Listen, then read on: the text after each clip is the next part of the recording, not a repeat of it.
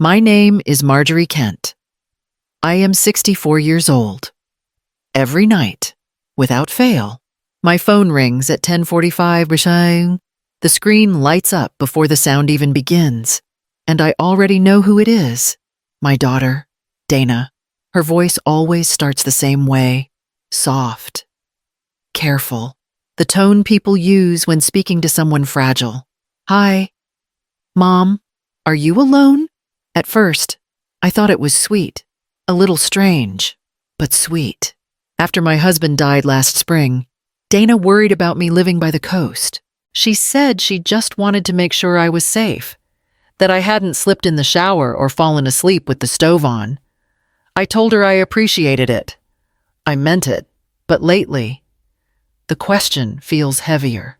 She doesn't ask how I'm doing, or what I had for dinner, or if I went walking along the cliffs like I used to. Just that one line, "Are you alone?" If I say yes, she hangs up within seconds. If I say no on the few nights I've mentioned company, like when Officer Green dropped by to check the smoke alarms, she lingers, asking who it was, how long they stayed, what we talked about. I've started writing it all down, the exact time of each call, her tone, whether she sounds anxious or satisfied when she hangs up. I keep the notebook by the phone, next to the pen that belonged to my husband. Last night, when I hesitated before answering, the phone stopped ringing after only 2 chimes. Tonight, it rings longer. I let it go to voicemail. Outside us, the wind scrapes across the window, sharp and cold. I pull my robe tighter and glance at the old clock on the wall, 10:45 exactly. I reach for the phone, then stop. The house feels too still, too aware. Somewhere near the back door, I hear the faint click of metal against wood. And for the first time since these calls began, I wish I wasn't alone. The next morning, I found the brass spare key missing from its hook by the kitchen door. I keep it there, always. Habit, muscle memory. My husband used to say I could find that key blindfolded. I search the counter, the bowl where I drop my mail, even the drawer where I keep receipts and batteries. Nothing. By evening, I told myself I had misplaced it. People forget things. I boiled water for tea and tried not to stare at the empty hook. The following night, the key was back. Same hook, same worn ring, as if it had never been gone. When I walked to the mailbox later that week, my neighbor, Mrs. Hale, called across the hedge, "Marjorie, your son-in-law was here yesterday afternoon." I waved, but he didn't see me. Looked like he was checking the windows. I froze mid-step. "Are you sure? Positive?" "That tall man, the one who drives the gray SUV." That evening, I called Dana. She answered on the second ring. "Mom," she said quickly. "Everything all right?" "Did Evan stop by the house?" A short silence. Then, too evenly, "He might have." He was worried about the locks. "The locks are fine, Mom," she said, her voice hardening. "We're just making sure you're safe. That's all." I felt my grip tighten around the receiver. "Without telling me, it's not a big deal," she replied. "Clipped now." Clipped. You know how you get when people surprise you. I almost laughed at that quiet, shaky laughter I didn't recognize as mine. After she hung up, I walked to the door and took the spare key off the hook. I placed it in my pocket. The house seemed to breathe differently, as if it knew something I didn't. Dana arrived on Saturday morning, unannounced as usual. I was folding laundry when her car door slammed, and her voice followed, bright, purposeful, and already too loud for the quiet house. "Mom, I brought a few things for you to look over," she said, stepping inside before I could answer. Her arms were full of folders, and her perfume something sharp and citrus cut through the air. "What things?" I asked. She laid the papers across the kitchen table. "It's nothing complicated. Just some standard documents, power of attorney, medical consent, that sort of thing. Evan said it's better to handle it now, while you're healthy." I stared at her handwriting on the tabs. Financial, healthcare, safety plan. "I didn't ask for this." I said quietly, "I know," she said, smiling too tightly. But you forget small things lately. And we both know the hospital bills after Dad died nearly buried you. This is just protection. Protection for who I asked. Mom, she said, her voice flattening. You can be difficult about these things. I felt heat rise in my chest. I'm not signing anything today. Her smile vanished. You're overreacting. It's paperwork, not a trap. Then leave it here, I said, pushing the folder toward her. I'll read it when I'm ready. She pressed her lips together, masking her irritation. You never used to question me like this. I'm just trying to help. You're trying to manage me, I said. Her phone buzzed. She glanced at the screen, eyes flicking with irritation. I have to go. Please, at least think about it. Evan says we can file the forms by the end of the month. When she was gone, I stayed at the table, staring at the place where her papers had been. The air still smelled like her perfume, clean, assertive, foreign. That night, the phone rang again, just after 10:45. Hi, Mom, are you alone? Her voice carried an edge this time, no softness left. I said yes. She paused long enough for me to hear her breathe. You really shouldn't make things so hard for people who care about you. Then she hung up. The sound lingered like a hand closing around my throat. It was early evening when I noticed the envelope, plain, cream-colored, sitting in the center of my kitchen table. No postage, no name, no fold marks. I locked the doors every night, always. I picked it up carefully, half expecting a return address to appear if I tilted it toward the light. Nothing. The paper was heavier than it looked, faintly scented with dust. Inside was a single photograph of my house, taken decades ago. The porch railing was still white, not the chipped gray it had become. My husband was on the steps, head turned away, as if caught mid-conversation with someone just out of frame. Scrawled on the back in thin blue ink were 3 words, check the deed. The message hit harder than it should have. My hands went cold. That night, I brought out the box of old documents from the hall closet, mortgage papers, tax receipts, and the original deed. I spread them across the table, reading line by line until my eyes blurred. Near the bottom of the last page was an addendum, one I didn't remember signing. In the event that the current owner is declared mentally unfit, property management transfers to next of kin. According to the addendum, in certain circumstances, control could pass to next of kin. Dana. I sat there, the pen light shaking in my hand. The phone rang, sharp in the silence. I hesitated, then answered. Mom, you sound out of breath. I found something, I said slowly, about the house. A pause. Too long. You really shouldn't dig through old papers. That's what causes confusion. It's my house, Dana. Her tone turned measured, professional. No one's taking anything from you, but we need to be practical. You can't live alone forever. I looked at the photo again. My husband's turned head, the shadow beside him. I'm not alone, I said. Not yet. She hung up without replying. The dial tone hummed low, steady, almost like breathing. The wind came hard off the bay that night, pressing the house until the windows trembled. I sat by the phone, the clock ticking its way toward 10:45. The envelope still lay open on the table, the photo beside it, edges curled from the heat of the lamp. When the phone rang, I didn't reach for it right away. I let it sound once, twice, 3 times. Then I lifted the receiver. Hi, Mom, Dana said. Her voice was light, the practiced calm of someone testing for weakness. Are you alone? I took a slow breath, feeling the weight of the silence between us. No, I said. Officer Green's here. He's doing a late patrol. A pause, the kind that stretches. Officer Green? Yes. He likes to check the windows, make sure no one's been around. She laughed softly, too quickly. That's nice of him. You always did like feeling looked after. Not looked after, I said. Just safe. She didn't answer. I could hear her breathing. Short and uneven. Then, quietly, "Good night, Mom." When the call ended, I kept the receiver against my ear, listening to the faint hum. Then I heard a slow step on the porch boards. Another, and another. My throat closed. I stood perfectly still, eyes on the door. The motion light should have come on, but it didn't. The steps stopped right outside. I reached for the phone again, but before I could lift it, the boards creaked once more, this time moving away. Whoever it was retreated down the steps. The light flickered on then, sudden and sharp. A shadow slipped past the hedge and vanished into the dark.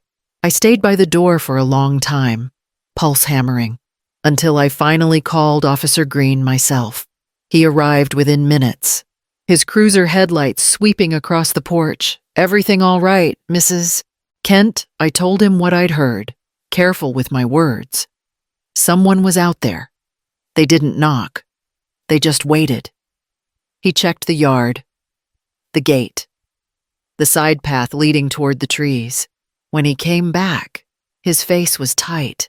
"There are footprints, but they're half gone in the mud. Too big to be a kid." He looked at the lock. "No signs of damage. You keep this door bolted at night." "Always." He nodded, hesitated. "Your daughter still calling every evening?" "Yes." "You think she might know who was out here?" I looked at him, at the uniform and the calm face that didn't understand what it meant to doubt your own blood. "I think she knows more than she says." After he left, I locked every door, checked every window twice. I turned on every light in the house, including the one on the porch.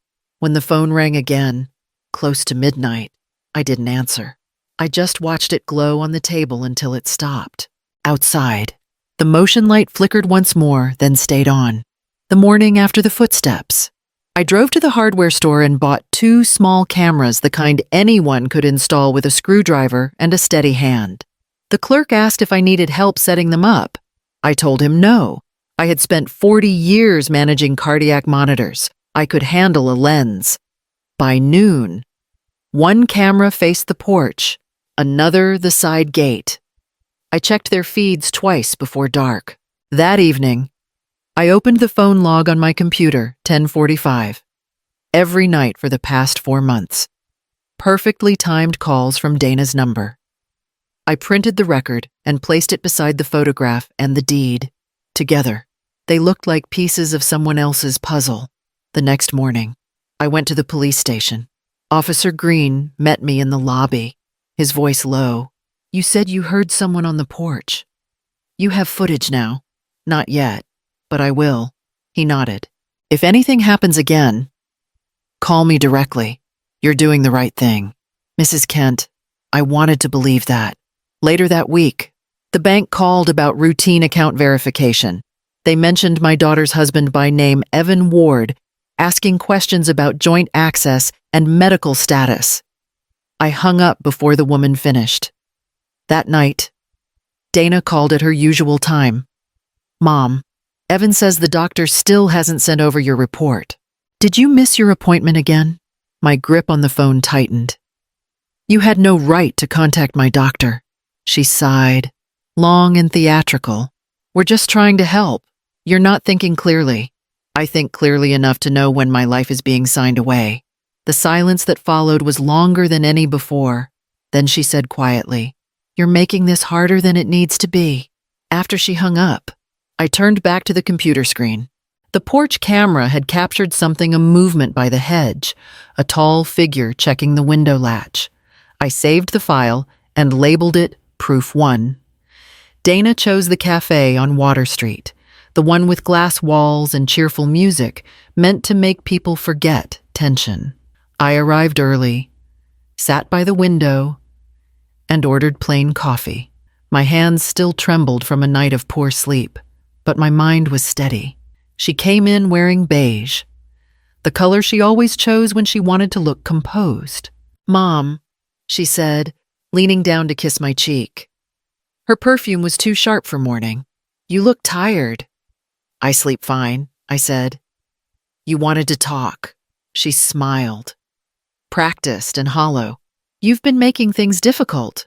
The police, the cameras, all that nonsense. People are starting to think you're anxious. I'm careful. I said, that's not the same thing. Her smile wavered. You don't need to be defensive. Evan and I are just trying to make sure everything's secure. If something happened to you, I can handle things. I interrupted. I've managed my own affairs for decades. She looked down, stirring her untouched latte. Mom, this isn't about pride. The guardianship paperwork is almost ready. Once the court approves, we can help you manage the property, your finances. I felt my jaw tighten. You mean take them? She flinched, but only for a moment. You'll thank me when the house is secure. The words were quiet, but cold. Too deliberate to be a slip. I leaned forward. You mean when it's yours? Her lips parted. But she didn't deny it. You're not well. You imagine things. The stress. Stop, I said. If I'm so confused, why do you sound afraid right now? For a second, something flickered behind her eyes. Fear or guilt or both. Then the mask returned. You're overreacting, as usual. I'll check on you tonight. I stood, sliding a small envelope across the table. Inside was a copy of the security footage and my bank statement. Don't bother. You already check enough. She didn't reach for it. Her smile stayed fixed. But her knuckles whitened around the coffee cup, outside. The wind off the bay carried the smell of salt and something colder finality. I didn't look back as I walked away. Officer Green came by that afternoon, hat in hand, his tone careful. You're sure you want to do this, Mrs. Kent? I nodded. I'm tired of waiting for footsteps. He helped me angle the cameras, one above the porch light, another near the back gate. Then he handed me a small device. Motion alert. It'll ping my phone. 2. Just keep calm if anything happens. We'll be close. That night, I sat by the window. Lights dimmed, coffee going cold in my hand. The phone rang at exactly 10:45. Mom, Dana said softly. Are you alone? I swallowed. No, sweetheart. Officer Green's here again. He wanted to check the wiring on the porch light. She hesitated. That's good. Stay safe. When the line went dead, I exhaled slowly. Outside. The air was still. Then the motion alert buzzed. Through the camera feed, I saw a figure step into the porch light. Evan. He moved cautiously, testing the door, clearly hoping not to be noticed. He tried the knob once, twice, then leaned toward the window. The light caught his face clear as day. Within moments, headlights flashed down the driveway, Green's cruiser. 2 officers ran forward, shouting commands. Evan froze, hands half raised, face twisting between guilt and fear. I opened the door only after I saw the handcuffs. Green's voice was steady. He says he was checking on you, that his wife was worried. Then maybe she should have called first, I said. 20 minutes later, Dana's car pulled in. She ran up the steps, her eyes wide when she saw her husband in the back of the cruiser. Mom, what did you do? I turned on the light, I said quietly. You should have done that a long time ago. Her face broke shock, then grief. I didn't know he'd go this far. I just wanted to keep you safe. The siren started up, fading into the distance. I know, I said. That's what makes it hurt. It had been 3 weeks since the arrest. The house had fallen quiet again, but not in the old, uneasy way. The quiet now felt earned, felt. Officer Green checked in once, just to make sure the restraining orders were processed. Dana hadn't called since that night. Until now. The clock struck 10:45. I looked at the phone on the table, half expecting silence. Then it rang.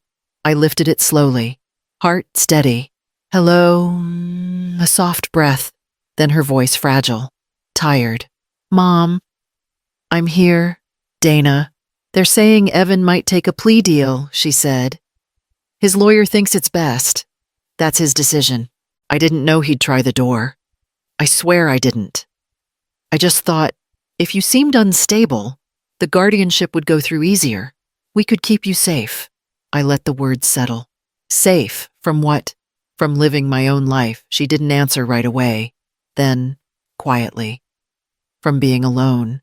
I almost laughed, but it came out softer, more like a sigh. Sweetheart, being alone isn't what breaks you.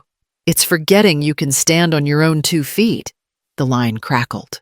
Are you alone now? She asked, for the first time. That question didn't sound like a threat. Just a daughter trying to find her way back. Yes, I said, and I'm fine. She exhaled. I started therapy. They said it might help me understand what I've done. It might, I said. And Dana, don't call tonight out of guilt. Call when you want to talk, not when you want to check. I will. I love you, Mom. I know. I love you too. After we hung up, I stepped onto the porch. The night was cool, the sea air sharp and clean. The motion light flicked on, spilling gold across the steps.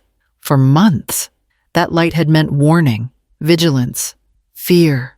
Tonight, it meant something else, that I had built my safety with my own hands, and I could keep it. I left the porch light burning as I went inside, not because I was afraid someone might come, but because I finally believed no one could take my peace again.